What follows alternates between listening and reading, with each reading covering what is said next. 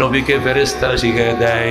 ও বন্ধু, জান্নাতের সমস্ত নাজ নিয়ামত নবী দেখলেন। এরপরে তাকে জাহান্নামে নেওয়া হলো।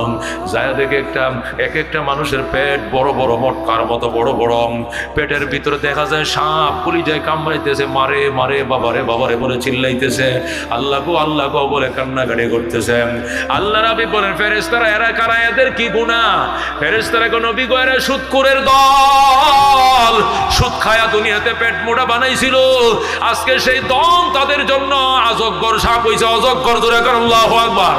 এই আজদাহা বিষাক্ত সাপগুলো তার কলিজায় কামড়ায়, কিয়ামত শুরু হওয়ার আগ পর্যন্ত তাদের কলিজা কামড়াইতে থাকবে। নাউজুবিল্লাহ। আল্লাহর হাবিব গয়রা সুদখোরের শাস্তি দেখা দিয়েছে আমার আল্লাহ। নবী বলেন, আরেকটু সামনে যায় দেখি একদল মানুষ, গালের মধ্যে কোনো গোশত নাই, শুধু হাড্ডিগুলো দাঁতগুলো দেখা যায়। নবী বলেন, ফেরেশতারা, এটা আমার কোন অপরাধী উম্মত, এদের কি শাস্তি?